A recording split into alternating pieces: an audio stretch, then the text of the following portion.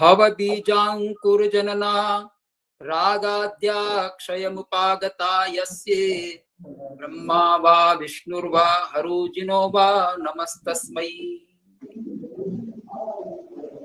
भारत में भाषा चिंतन की परंपराएं, इस विषय पर आयोजित इस राष्ट्रीय वेबिनार में मुझे उपस्थित होने का अवसर प्राप्त हुआ।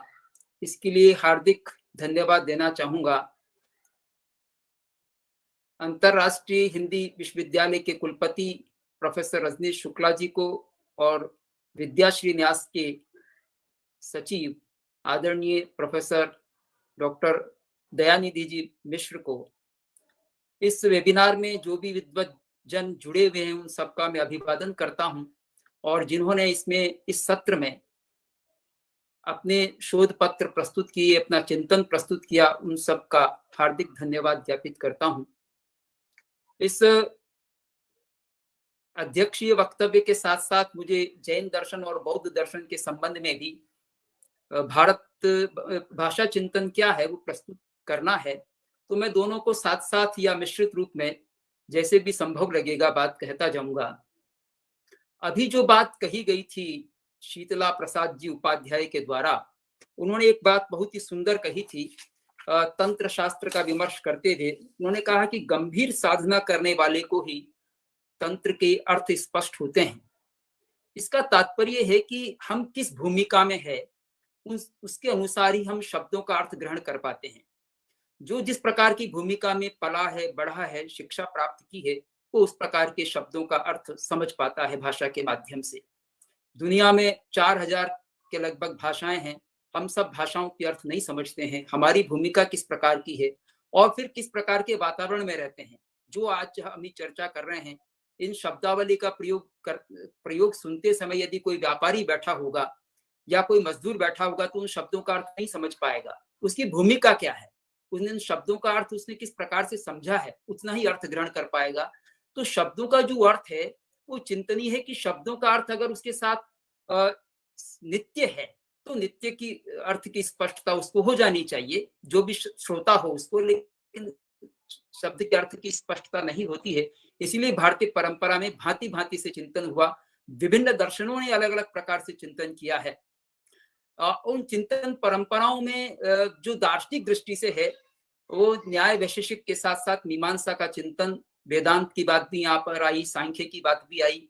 विद्वानों ने अलग अलग दर्शनों के साथ यहाँ पर चर्चा प्रस्तुत की है। लेकिन जो जैन दर्शन और बौद्ध दर्शन है वो क्या चिंतन करते हैं उसके संबंध में मैं थोड़ी सी बात कहना चाहूंगा। उसके पहले जो प्रथम वक्ता थे यहाँ पर के.ई. धरणीधरन जी, जो पांडिचेरी से हैं। उन्होंने न्याय दर्शन में शाब्द बोध की चर्चा की थी। और आदरणीय मित्र प्रोफेसर सच्चिदानंद मिश्र जी ने भी नव्य न्याय के चर्चा करते हुए और वैदेशिक जो चिंतन है भाषा के संबंध में उसको प्रस्तुत किया था। तो उस समय जो शब्द की बात आई, शाब्द बोध की बात आई, तो मैं यहाँ एक बात प्रस्तुत करना चाहूंगा कि न्याय वैशेषिक दर्शन में शब्द को आकाश का गुण माना गया है। एक ओर हम शब्द को आकाश का गुण मानते हैं, दूसरी ओर शब्द को प्रमाण के रूप में स्वीकार करते हैं। इन दोनों में क्या संगति है, इस संगति का कहीं विचार वहां किया हुआ प्रतीत नहीं होता कि शब्द गुण है आकाश का और हमको वो अर्थबोध कराता है। कैसी अर्थबोध करा देता है शब्द, तो वहां शब्द किस रूप में प्रस्तुत किया गया है, वहां प्रमाण के रूप में शब्द को माना गया है। वहां आकाश के गुण के रूप में वहां हम भूल जाते हैं कि वहां शब्द जो है वो आकाश का गुण है, और आकाश का गुण है तो फिर गुण गुणी तो साथ रहेंगे। तो आकाश के साथ क्या हमारा संबंध होता है, उससे हमको ज्ञान की प्राप्ति होती है, या कैसे सीधा शब्द से हम ज्ञान प्राप्त कर लेते हैं। तो क्योंकि गुण गुणी के बिना नहीं रहता है, चिंतनीय विषय है। इस संबंध में जो शब्द है जिसको हम प्रमाण के रूप में जानते हैं, शब्द बोध करते समय शब्द, जैसा कि परिभाषा दी गई थी, आप्तोपदेश शब्द, जो आप्त का उपदेश है वो शब्द है, वो प्रमाण के परिप्रेक्ष्य में कहा गया था।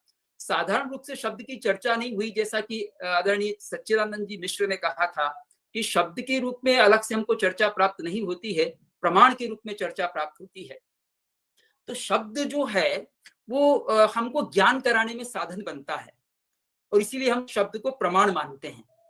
ज्ञान कराने में साधन बनता है। देखिए, ये कुछ विचार हुआ कि हम हमारे विचारों का जो संप्रेषण है, हमारी इच्छाओं का, हमारे भावनाओं का और हमारी डिमांड का, इन सब का संप्रेषण हम भाषा के माध्यम से करते हैं।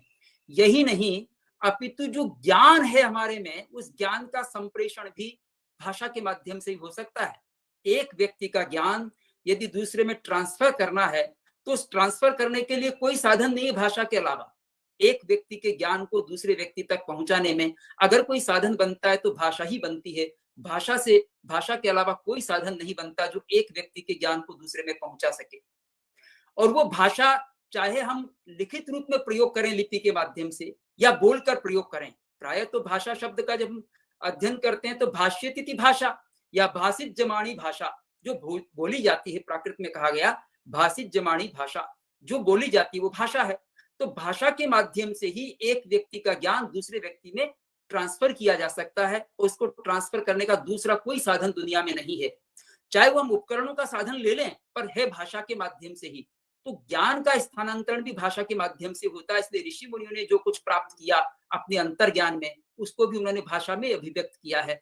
हम उसमें कितना पकड़ पाते हैं, ये हमारी पात्रता पर निर्भर करता है। हम उसमें से कितना हमारा अनुभव है, उसके आधार पर ही हम उस अर्थ को ग्रहण कर पाते हैं, उससे अधिक अर्थ ग्रहण नहीं कर पाते। तो धीरे धीरे जैसे जैसे हमारे में विकास होता जाता है, वैसे वैसे हम अर्थ का ग्रहण कर पाते हैं। आप जानते होंगे कि हम प्राय जब भाषा की चर्चा करते हैं तो मनुष्य की भाषा की चर्चा करते हैं, पर भाषा का प्रयोग 2 इंद्रिय जीव से लेकर के, जैन दर्शन के अनुसार 2 इंद्रिय जीव से लेकर के 5 इंद्रिय जीव तक सब में भाषा पाई जाती है। 2 इंद्रिय जीव कौन से होंगे? जिनमें स्पर्शन इंद्रिय है और रसना इंद्रिय है। वो रसना इंद्रिय के साथ साथ भाषा का भी विकास हो जाता है। तो भाषा का प्रयोग 2 इंद्रिय जीव में भी हो सकता है, 3 इंद्रिय जीव में भी हो सकता है। 3 इंद्रिय में घ्राण इंद्रिय आ जाएगी, 4 इंद्रिय जीवों में चक्षुर इंद्रिय आ जाएगी, 5 इंद्रिय जीवों में श्रोत्र आ जाएगी। और श्रोत्र के साथ साथ जिनमें मन पाया जाता है, वो भाषा का विशेष रूप से प्रयोग कर सकते हैं और अर्थ भी ठीक से समझ सकते हैं। तो भाषा के हमको जब हम शब्द की बात करते हैं तो शब्द, प्राय हम शब्द को भाषा के अर्थ में ले लेते हैं, लेकिन शब्द भी 2 प्रकार का होता है। एक शब्द होता है भाषात्मक, एक शब्द होता है अभाषात्मक। जो अभाषात्मक शब्द है, जैसे किसी वस्तु के बजने से, घंटी आदि के बजने से जो शब्द हो रहा है भाषात्मक शब्द है, या मौन में ही किसी ने कोई अभिव्यक्ति कर दी, संकेतात्मक अभिव्यक्ति कर दी। जैसा कि उदाहरण दिया गया था संकेतों से चेष्टा प्रमाण को प्रस्तुत करते हुए कि चेष्टा प्रमाण भी होता है, वहां अभाषात्मक शब्द का प्रयोग किया जा रहा है। चेष्टा में अभाषात्मक है, हम उसमें संप्रेषण तो करना चाह रहे हैं, अपने विचार का संप्रेषण करना चाह रहे हैं, लेकिन वो अभाषात्मक तरीके से कर रहे हैं। तो अभाषात्मक भी शब्द हो सकता है और भाषात्मक भी शब्द हो सकता है। तो भाषात्मक शब्द भी 2 तरह का होता है, एक अक्षरात्मक होता है और एक अनक्षरात्मक होता है। हम भाषा का प्रयोग जो करते हैं मनुष्य, वो अक्षरात्मक शब्दों का प्रयोग करते हैं, और 2 इंद्रिय से लेकर के 4 इंद्रिय तक के जो जीव हैं वो अनक्षरात्मक शब्दों का प्रयोग करते हैं। वहां अक्षर नहीं होता, पर भाषा तो वहां पर भी होती है। अपनी भावना की अभिव्यक्ति एक चींटी दूसरी चींटी को कर देती है, वो कन्वे करते हैं, वो भी संप्रेषण करते हैं। एक मक्खी दूसरे मक्खी तक अपनी भावना को पहुंचा देती है, एक गाय दूसरी गाय तक पहुंचा देती है, या एक बछड़ा दूसरे बछड़े तक पहुंचा देता अपनी भावना को। तो ये सारा जो प्रस्तुतिकरण होता है भाषा का, ये सभी जीव कर सकते हैं, लेकिन मनुष्य में इसका वैशिष्ट्य प्राप्त है, क्योंकि मनुष्य को 5 इंद्रियों के साथ साथ मन भी प्राप्त है, बुद्धि भी प्राप्त है। इसलिए वो भाषा का अर्थ भी ठीक से समझ सकता है और भाषा का संप्रेषण भी ठीक से कर सकता है। ये मनुष्य की विशेषता है। केई धरण जी ने जो बातें कही थी, उनमें एक बात ये कही थी कि जो वैशेषिक दर्शन है, वैशेषिक दर्शन 2 ही प्रमाण मानता है, प्रत्यक्ष और अनुमान। शब्द प्रमाण को अलग से नहीं मानता। न्याय ने शब्द प्रमाण को भी स्वीकार किया है। तो उसी प्रकार से बौद्ध दर्शन भी 2 ही प्रमाण मानता है, प्रत्यक्ष और अनुमान। वह भी शब्द प्रमाण को नहीं मानता। तो उन्होंने एक अंतर प्रस्तुत किया था कि शब्द में और अनुमान में अंतर है। ये दोनों दर्शन जो है, बौद्ध दर्शन और न्याय वैशेषिक दर्शन, ये दोनों दर्शन शब्द प्रमाण को अनुमान में अंतर्भाव कर लेते हैं, इसका अनुमान प्रमाण में शामिल कर लेते हैं। तो धरण जी ने यह बताया था कि भाई अनुमान प्रमाण में शामिल करना ठीक नहीं है, क्योंकि अनुमान की प्रकृति और शब्द प्रमाण की प्रकृति भिन्न है। लेकिन बौद्ध दार्शनिकों ने जब इसको अनुमान प्रमाण में सम्मिलित किया तो वहां कुछ बातें कही है, और वैशेषिक भी कहते हैं। वैशेषिकों में प्रशस्त पादभाष्य में कहा गया है, शब्दादीनाम अप्यनुमानि अंतर्भाव समान विधित्वात्। शब्द प्रमाण का जब अनुमान प्रमाण में समावेश किया जाता है तो क्यों किया जाता है? समान विधि होने से। दोनों की समान विधि क्या है?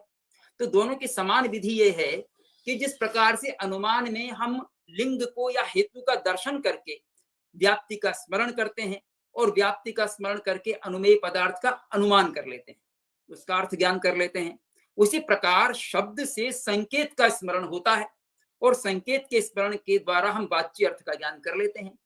इस तरह से समान विधि होने के कारण से वैशेषिकों ने शब्द प्रमाण को अलग न मान करके अनुमान में शामिल कर लिया है। यद्यपि शब्द के बिना कहीं काम नहीं चलता, शब्द से ही तो सारे दर्शन का प्रतिपादन होता है। जैसा कि अभी देवेंद्र जी तिवारी, प्रोफेसर तिवारी साहब बतला रहे थे कि सभी प्रमाण जो हैं उन प्रमाणों का विवेचन भी, या कोई भी दर्शन हो, दर्शन बिना ज्ञान के और बिना भाषा के स्थापित नहीं किया जा सकता। तो दर्शन की स्थापना में हमको भाषा का प्रयोग और ज्ञान का प्रयोग करना पड़ता है। तो यहाँ पर भी भाषा का प्रयोग तो हर दर्शन में हुआ है। तो यहाँ वैशेषिकों ने भाषा का प्रयोग करते हुए भी उसको अलग प्रमाण नहीं माना शब्द को और अनुमान में सम्मिलित कर लिया है। वही स्थिति बौद्धों की भी है। बौद्धों ने शब्द से वक्ता के अभिप्राय की विवक्षा को जाना है। वक्ता क्या कहना चाहता है उसका अनुमान होता है। शाब्देप्यभिप्राय निवेदनात्, शब्द प्रमाण में अभिप्राय का निवेदन होता है। और शांत रक्षित, धर्म कीर्ति के बाद शांत रक्षित हुए, शांत रक्षित ने ये कहा कि वचोभ्यो निखिलेभ्योपि विवक्षेव अनुमीयते, समस्त शब्दों से विवक्षा का ही अनुमान होता है कि कहने वाला क्या कहना चाह रहा है, उसका हम अनुमान करते हैं। ये शांत रक्षित कहते हैं। प्रत्यक्ष अनुपलम्भाभ्याम तद हेतु साही निश्चिता। और उसमें उन्होंने त्रिरूपता को भी घटित किया है। जैसा कि अभी धरणीधरण जी कह रहे थे कि उसमें पक्ष धर्मत्व, सपक्षत्व, विपक्षासत्व, अबाधित विषयत्व, ये असत प्रतिपक्षत्व आदि जो है उसमें घटित नहीं होते, पंचरूपता घटित नहीं होती। लेकिन बौद्ध दार्शनिक त्रिरूपता मानते हैं हेतु में, वो त्रिरूपता को भी घटित करते हैं उसमें अनुमान की दृष्टि से। कैसे घटित करते हैं? पक्ष धर्मत्व को घटित करते हुए कहते हैं पुरुष अथवा प्रदेश विशेष में शब्द रहता है, ये उसका पक्ष धर्मत्व है। और सपक्षत्व क्या है कि तत्सदृश संतान में वह रहता है। और विपक्षा सत्व क्या है कि विवक्षाहीन पुरुष आदि में शब्द नहीं रहता। जो विवक्षा से रहित है ऐसे पुरुष में शब्द नहीं रहता। तो ये विपक्षा सत्व हो गया, विपक्ष में नहीं रहता। इस प्रकार से त्रिरूपता को प्रस्तुत करते हुए शब्द को अनुमान प्रमाण में सम्मिलित करने के लिए बौद्ध दार्शनिक तर्क देते हैं। बौद्ध की जब चर्चा चल रही तो मैं बौद्ध के बारे में और कुछ कहना चाहूंगा कि बौद्ध क्या मानते हैं। अभी तिवारी जी ने भी बहुत सारी बातें कही थी जिसमें बौद्ध की भी सम्मिलित हैं। बौद्धों का ये मानना है कि शब्द का अर्थ के साथ में कोई संबंध नहीं है। वो कहते हैं कि विकल्पयोनयः शब्दः, शब्दः विकल्पयोनयः कार्य कारणता तेषां नार्थं शब्दः स्पृशन्त्यपि। विकल्पयोनयः शब्दः, शब्द जो है वो विकल्प से उत्पन्न होते हैं। और शब्दः विकल्पयोनयः, और जो है विकल्प जो शब्द हैं वो विकल्प से उत्पन्न होते हैं और विकल्प शब्द से उत्पन्न होते हैं। कार्य कारणता तेषां, उनमें परस्पर कार्य कारणता है। लेकिन नार्थम शब्दा स्पृशन्त्यपि, शब्द जो है अर्थ को छूते भी नहीं है। शब्द का अर्थ के साथ में कोई संबंध नहीं है। ऐसा जब कोई नित्य संबंध स्थापित करता है, नित्यता की बात करता है मीमांसक कि शब्द और अर्थ में नित्य संबंध है। और सांख्य दर्शन ने भी कहा कि शब्द और अर्थ में नित्य संबंध है, लेकिन कूटस्थ नित्य नहीं है, क्योंकि वो परिणामी नित्यता को स्वीकार करता है सांख्य दर्शन, इसलिए वो परिणामी नित्यता को स्वीकार करता है। ऐसा हमें कृष्णकांत जी ने बताया था। और उसी परिप्रेक्ष्य में यहाँ बौद्ध दार्शनिकों का और मंतव्य स्पष्ट होता है। वो कहते हैं कि शब्द और अर्थ में न तो तादात्म्य संबंध है और न तदुत्पत्ति संबंध है। शब्द और अर्थ में तादात्म्य संबंध नहीं है। जैसा कि कालिदास तो कहते हैं वागर्था विव संपृक्तौ वागर्थ प्रतिपत्तये जगतः पितरौ वंदे पार्वती परमेश्वरौ। तो वहां वो शब्द और अर्थ में तादात्म्य स्वीकार करते हैं। पर यहाँ शब्द और अर्थ में तादात्म्य नहीं स्वीकार करते। वो कहते हैं कि क्यों नहीं हम तादात्म्य मानते हैं। उनका कहना है कि श्रोत्रेन्द्रियेण शब्दो गृह्यते अर्थस्तु चक्षुरादिना। अर्थ को, पदार्थ को तो हम चक्षु आदि से देखते हैं और शब्द को किससे सुनते हैं? श्रोत्र से सुनते हैं। तो श्रोत्र से शब्द को सुनते हैं और चक्षु आदि से अर्थ को देखते हैं, उनमें तादात्म्य कैसे होगा? पदार्थ को तो आंखों से देख रहे हैं, औरों से भी हो सकता है, घ्राण इत्यादि से भी, लेकिन भिन्न इंद्रियों से भी पदार्थ का ज्ञान होता है, जबकि शब्द का श्रवण केवल श्रोत्र से होता है। इन दोनों में तादात्म्य नहीं हो सकता। दूसरी बात यह भी है कि अर्थ के अभाव में भी तदुत्पत्ति संबंध क्यों नहीं हो सकता? कि अर्थ से शब्द की उत्पत्ति नहीं होती है, अर्थ से पदार्थ से शब्द की उत्पत्ति नहीं होती है, और अर्थ के अभाव में भी शब्द पाया जाता है। शब्द तो है पर वैसा अर्थ नहीं है, तो शब्द पाया जा सकता है, या वहां पर नहीं हम शब्द का प्रयोग कर सकते हैं, तो उनमें तदुत्पत्ति संबंध भी नहीं है। तो इस तरह से शब्द और अर्थ में तादात्म्य और तदुत्पत्ति, इन दोनों शब्दों को नकारा गया है। और जो दाह्य आदि की बात की जा रही थी, वो अनेक दार्शनिक कहते हैं उस तरह की बात को कि शब्द का अर्थ के साथ में कोई ऐसा संबंध नहीं है। जैसे अग्नि शब्द का प्रयोग किया गया, तो अग्नि शब्द से न तो वक्ता की जीभ जलती है, न श्रोता का कर्ण जलता है। अगर मैं छुर्रे शब्द का प्रयोग करता हूँ, छुरा, या चाकू शब्द का प्रयोग करता हूँ, चाकू से न तो मेरी जिह्वा कटती है, न सुनने वाले की कटती है, इसलिए उनमें परस्पर ऐसा कोई संबंध नहीं है। तो बौद्धों ने अन्यापोह सिद्धांत के द्वारा शब्द से अर्थ की अभिव्यक्ति का विवेचन किया है। अन्यापोह का मतलब है अतद व्यावृत्ति। ये विषय बहुत बड़ा है।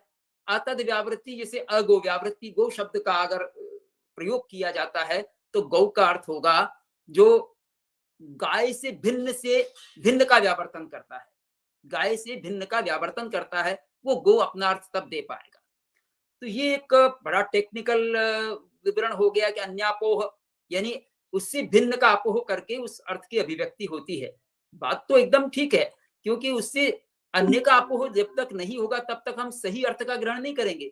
और इन्होंने विधि परक तो अर्थ बताया नहीं, निषेध परक बात कर दी। तो निषेध परक बात का हम कैसे ग्रहण करेंगे? निषेध को कैसे जानेंगे जब तक उनको अन्य को नहीं जानेंगे, अन्य क्या है और ये क्या है, ये बोध नहीं होगा शब्द से, तब तक हम अन्य की व्यावृत्ति भी कैसे करेंगे? पर अन्यापोह के रूप में उसका विवेचन करते हैं। लेकिन आगे चल करके बौद्ध दार्शनिकों ने ही इसमें जो है विकास किया है, और विकास करते समय शांत रक्षित ने अन्यापोह को दो प्रकार का बताया है। एक बताया है पर्युदास के रूप में, और एक बताया प्रसज्य के रूप में। पर्युदास और प्रसज्य ये दो प्रकार का अपोह है, निषेध है। पर्युदास में दो प्रकार फिर कर दिए हैं, एक बुद्ध्यात्मा और एक अर्थात्मा। यानी जब हम कोई शब्द का प्रयोग करते हैं तो अर्थ का प्रतिबिंब हमारी बुद्धि में बन जाता है, और ऐसा वैयाकरण भी कहते हैं। बौद्धार्थ भी होता है, बाह्यार्थ भी होता है। दोनों प्रकार के अर्थ पदार्थ जो मौजूद है वो बाह्यार्थ के रूप में है, और जो बुद्धि में स्थित अर्थ है वो बौद्धार्थ है।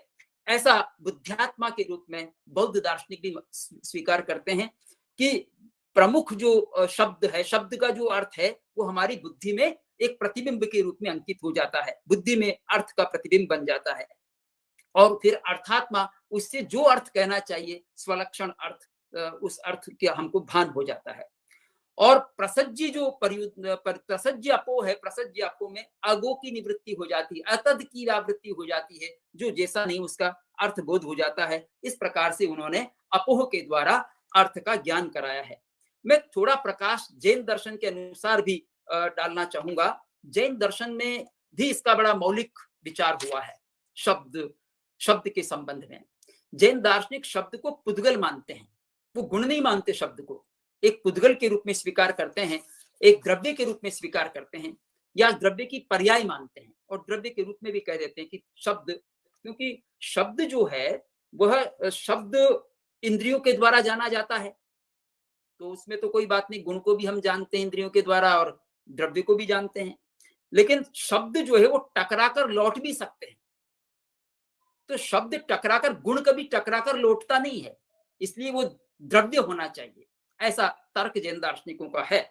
कि और शब्द को अभिभूत भी किया जा सकता है, शब्द को अभिभूत किया जा सकता है, एक शब्द दूसरे शब्द को अभिभूत कर सकता है, इसलिए वो द्रव्य होना चाहिए। और प्रतिकूल दिशा में जाने वाले शब्द का भी अभिघात होता देखा जाता है वायु आदि से, इसलिए शब्द एक द्रव्य के रूप में, पुद्गल द्रव्य के रूप में, या पुद्गल द्रव्य की पर्याय के रूप में स्वीकार किया गया है जैन दार्शनिकों के। एक भिन्न चिंतन है, एक प्रकार से भिन्न चिंतन है जो जैन दर्शन को अपनी अपनी मौलिकता को दिखाता है। एक यहाँ पर जो विचार हुआ है भाषा के रूप में, भाषा के रूप में इतने सारा विचार यहाँ साहित्य में हुआ है जैन दर्शन में। एक तो पन्नमना सूत्र, जिसको प्रज्ञापना सूत्र हम कह सकते हैं, ये प्राकृत भाषा में है। इसमें एक भाषा पद नाम का एक अध्ययन है, इसका नाम ही भाषा पद है, 14वां अध्ययन है, भाषा पर ही उसमें विचार हुआ है। एक इसमें व्याख्या प्रज्ञप्ति सूत्र है, जिसको विवाह पंडिती कहते हैं, जिसका भगवती दूसरा नाम है, इसमें भी भाषा के संबंध में विचार हुआ है। उमा स्वाति या उमा स्वाति का जो तत्वार सूत्र है और उसकी टीकाएं हैं, उनमें भी भाषा के संबंध में विचार हुआ है। इसके अतिरिक्त एक भाषा रहस्य प्रकरण ग्रंथ है, जो यशो विजय जी के द्वारा 17वीं 18वीं शताब्दी में लिखा गया, उसमें भी भाषा का गहन चिंतन हुआ है। एक सन्मति तर्क टीका है अभयदेव सूरी की, जो सिद्धसेन सूरी के सन्मति तर्क पर लिखी गई है। उसमें करीब 100 पृष्ठ, मूल संस्कृत के 100 पृष्ठ जो है वो शब्दार्थ मीमांसा पर हैं, तो वो बड़ा गहन चिंतन का विषय है। इस तरह से जैन दार्शनिकों ने भाषा के संबंध में बहुत विचार किया है। एक अवधारणा ये है जैन दर्शन की, जो और कहीं नहीं मिलती, हमको विश्व में कहीं नहीं मिलती, वो अलग मान्यता है। वो ये मान्यता है कि इस संसार में, लोक में बहुत सारे सूक्ष्म पुद्गल व्याप्त हैं। उनको इन्होंने कैटेगराइज किया है 8 प्रकारों में। औदारिक वर्गणा, जो एक वर्ग समूह है, व्यक्रिय वर्गणा, आहारक वर्गणा, इसी तरह से भाषा वर्गणा के पुद्गल हैं, जिसको भाषा का नाम दिया गया है। वो भाषा वर्गणा के पुद्गल पूरे लोक में व्याप्त हैं, सब जगह व्याप्त हैं भाषा वर्गणा के पुद्गल। और जब हमको बोलना होता है तो भाषा वर्गणा के पुद्गलों को हम ग्रहण करते हैं, काया के माध्यम से, शरीर के माध्यम से ग्रहण करते हैं, और ग्रहण करके अपने जो उच्चारण स्थान है, आभ्यंतर और बाह्य प्रयत्न है, उनके माध्यम से हम उसको भाषा के रूप में परिणत करके बाहर निकालते हैं। ये बड़ी विचित्र बात है, जो कहीं भी नहीं कही गई, कि हम बाहर से पुद्गलों को ग्रहण करते हैं और फिर आभ्यंतर और बाह्य प्रयत्न के माध्यम से उनको भाषा के रूप में परिणत करके बाहर निकालते हैं। और वो भाषा भी फिर गतिशील होती है, तो अगर बहुत तीव्र भाषा होगी तो लोक के अंत तक जा सकती है, और शिथिल होकर के बीच में भी ठहर सकती है। उसमें कितनी शक्ति है, तो उसको वज्र का आकार दिया गया भाषा को। भाषा वज्राकार होती है, तो वज्र का, जैसे वज्र दूर तक जा सकता है, ऐसे ही भाषा भी दूर तक गमन कर सकती है। इस तरह की बात वहां पर प्रज्ञापना सूत्र में या पन्नमना सूत्र में आई है। तो वो जो भाषा है वो तरंग वीची न्याय से, जैसे हम जल में, सरोवर में कोई पत्थर फेंकते हैं तो वो तरंगे एक से दूसरे तक पहुंचती रहती है, पूरे सरोवर में फैल जाती है। उसी प्रकार से भाषा के जो उद्गल हैं वो एक से उद्वासित होते हुए आगे से आगे बढ़ते रहते हैं और दूर तक पहुंच सकते हैं। लेकिन हमारे सुनने की क्षमता इतनी नहीं होती कि हम बहुत दूर तक आवाज को सुन सकें, पर वो आवाज के जो ध्वनि के पुद्गल हैं, भाषा के पुद्गल हैं, वो दूर तक जा सकते हैं, ऐसा उनका कथन है आगमों में। फिर जो भाषा की उत्पत्ति होती है वो जीव ही कर सकता है, जीव के माध्यम से ही भाषा उत्पन्न हो सकती है। अजीव जो है वो भाषा की उत्पत्ति नहीं करता, मूल में तो जीव का ही इसमें जो है कंट्रीब्यूशन रहता है।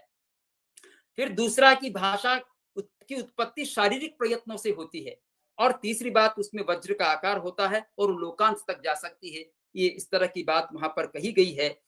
तो वही माँ भाषाणम जीवा दिया शरीर पहवा वज्र संठिया लोगन तपज्जवसिया पंडता। और भाषा के बारे में, भाषा को वचन के रूप में मानकर के वादी देव सूरी कहते हैं कि जो वचन है या भाषा है, वर्ण पद वाक्यात्मकम वचनम, वर्ण पद और वाक्य स्वरूप जो है वो भाषा हुआ करती है। तो वर्ण पद वाक्यात्मकम, इसमें वर्ण को तो हम समझते हैं सब आकार आदि पौद्गलिको वर्ण, जो आकार आदि है पौद्गलिक वर्ण होता है। वर्णानाम अन्योन्यापेक्षाणाम निरपेक्षा संहति पदम, वर्णों की जो अन्योन्य अपेक्ष है, निरपेक्ष संगति है, जो एक दूसरे की अपेक्षा रखते हैं वर्णों का अर्थ, जैसा कि सच्चिदानंद जी मिश्र कह रहे थे आकांक्षा होना चाहिए, तो आकांक्षा जहां पर होगी वो अपेक्षा है। उस अपेक्षा के साथ जो निरपेक्ष संगति होगी पदों की, जो है वर्णों की, वो पद कहलाएगा। इसी तरह से पदों की जो संगति होगी वो वाक्य कहलाएगा, और उससे हमको अर्थ का बोध होता है। अर्थ के बोध में जैन दार्शनिकों की मान्यता है कि जो स्वाभाविक सामर्थ्य होता है शब्द में अर्थ को प्रकट करने का, और उसमें संकेत ग्रहण करने की, संकेत को प्रेषित करने की एक सामर्थ्य होती है, तो उसके द्वारा अर्थ का निबंधन होता है। सहज योग्यता संकेत वशाद ही शब्दादयो वस्तु प्रतिपत्ति हेतवः। सहज योग्यता और संकेत के कारण से, संकेत की बात जैसा नैयायिक ग्रहण करते हैं वैसा ही जैन दार्शनिकों ने भी माना है, क्योंकि हम ये अगर ये शब्द में अगर ये नहीं माने कि उसमें योग्यता होती है अर्थ को प्रेषित करने की, तो समस्या हो जाएगी, हम व्यवहार ही नहीं कर पाएंगे।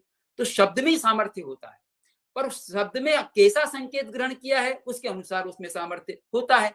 तो संकेत ग्रहण हमने कैसा किया उसके अनुसार ही अर्थ का प्रेषण होगा, और भिन्न रूप में अर्थ का प्रेषण नहीं होगा, ये बात कही गई। फिर जो अर्थ का प्रेषण होता है, जो दूसरा वक्तव्य था जिसमें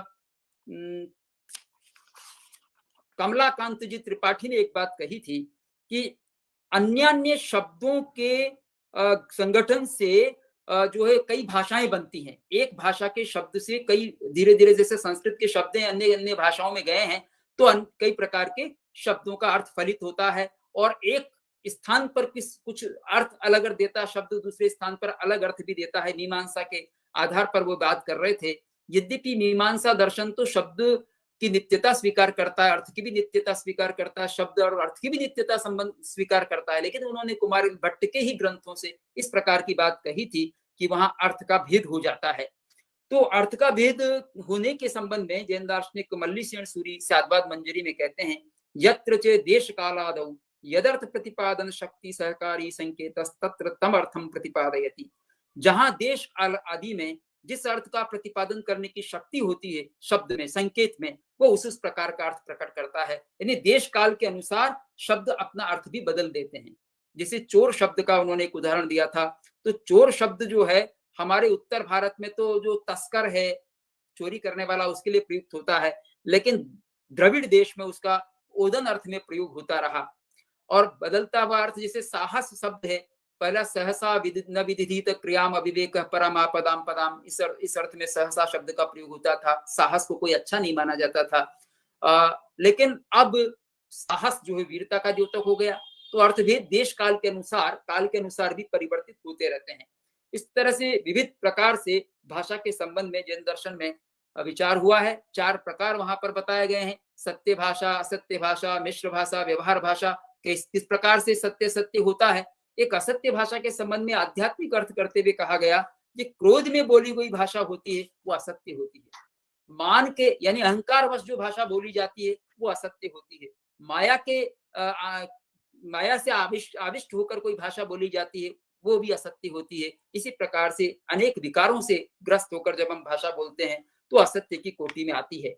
पर कुछ व्यावहारिक भाषा होती है, जनपद के आधार पर सत्य है, लोक सम्मत जो है वो सत्य माना जाता है। इस प्रकार से काफी विचार जैन दर्शन में हुआ है, और भाषा हमको विवेक पूर्वक बोलनी चाहिए, इस पर भी वहां विचार हुआ है। अब जो वक्ता थे, 7 वक्ताओं ने इसमें अपना प्रेजेंट किया था। उनमें पहले वक्ता के संबंध में मैंने कुछ कहा, धरणीधर जी के संबंध में, कमलाकांत जी के बारे में भी कुछ बात हुई, सुधाकर मिश्र जी ने जो बातें कही उसके संबंध में तो देवेंद्र नाथ जी ने एक बात कह दी कि आत्मा भी निर्वचनीय है, और सच्चिदानंदमय कहा है उसको, तो सच्चिदानंदमय है। और सच तो निर्वचनीय होता है, सत से निर्वचन हो सकता है, जिसको सत और असत से नहीं कहा जा सकता वो अनिर्वचनीय है। तो वो माया है, अज्ञान है, जिसको सत और असत दोनों नहीं कहा जा सकता। ब्रह्म तो सत है, तो सत के द्वारा निर्वचनीय है, वो तो अनिर्वचनीय है ही नहीं। सत तो सच्चिदानंदमय है, इस दृष्टि से ब्रह्म तो निर्वचनीय है। सच्चिदानंद मिश्र जी ने जो बातें कही हैं वो तो बहुत ही अद्भुत प्रस्तुति थी उनकी, और उन्होंने जो पश्चिम में किस प्रकार से भाषा दर्शन का विकास हुआ उसके संबंध में बातें कही, और ये भी कहा कि वहां जो है प्रमाण मीमांसा की समाप्ति के पश्चात भाषा दर्शन का विकास हुआ, और भारतीय परंपरा में तो प्रमाण मीमांसा के अंतर्गत ही भाषा दर्शन का विचार हुआ है। तो यहाँ विशेष रूप से जो है ये बातें हैं स्वीकृत हैं, और नियंत्रितार्थ प्रतिबोधक की बात उन्होंने बड़े अच्छे ढंग से प्रस्तुत की, आकांक्षा की बात की, और ट्रांसपेरेंसी थ्योरी की बात की लैंग्वेज में। एक उन्होंने जो सेंस और रेफरेंस की बात की थी, वो देश काल आदि के अनुसार हम समझ सकते हैं कि रेफरेंस क्या है। एक ही शब्द अलग अलग प्रसंगों में अलग अलग अर्थ देता है। सारंग शब्द है, कितने सारे अर्थ हैं, तो अलग अलग प्रकरण में उसका अलग अलग अर्थ होगा, सब जगह एक अर्थ नहीं होगा। और कहीं कहीं तो अलंकार के रूप में वह 2 अर्थ भी दे देता है, तो हमको आनंद की अनुभूति होती है कि वो एक ही शब्द 2 अर्थ दे रहा है, दोनों कॉन्टेक्स्ट उसमें बन जाते हैं, संदर्भ बन जाते हैं, तो हमको उसमें और अर्थ बोध होता है, और उस अर्थ बोध के साथ में हमको आनंद की अनुभूति भी होती है। कृष्णकांत जी शर्मा साहब ने सांख्य दर्शन में शब्दार्थ विचार की प्रस्तुति करते हुए बहुत ही सुंदर विचार प्रस्तुत किए, बहुत अच्छे ढंग से बातें कही थी और शब्द और अर्थ का उन्होंने नित्य संबंध बताया था, जो कि कूटस्थ नहीं होता लेकिन नित्य संबंध है। पर यहाँ एक बात कहना चाहूंगा कि वहां जो शब्द का अर्थ है वो कौन ग्रहण करता है, प्रकृति ग्रहण करती है या पुरुष ग्रहण करता है? और पुरुष ग्रहण करता है तो वो किस प्रकार से ग्रहण करता है? वो बुद्धि में ग्रहण करता है, विवेक तक पहुंचता है? ये एक प्रश्न वहां पर करणीय है। और शीतला प्रसाद जी की बात प्रारंभ में मैंने कह दी थी, और देवेंद्र नाथ जी तिवारी ने जो दर्शन के परिप्रेक्ष्य में बात कही, ज्ञान उत्पन्न नहीं किया जा सकता, ज्ञान प्रकाश है। इसलिए जैन दर्शन भी ये कहता है कि ज्ञान जो है वो कैसे प्रकट होता है?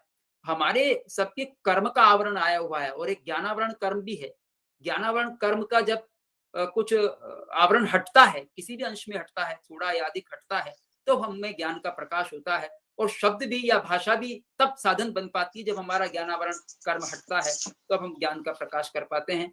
और मैं समझता हूँ समय बहुत हो गया है, मुझे छूट दी गई थी कि भाई आप अधिक बोल सकते हैं, तो मैं बहुत अधिक भी नहीं बोलना चाहता हूँ।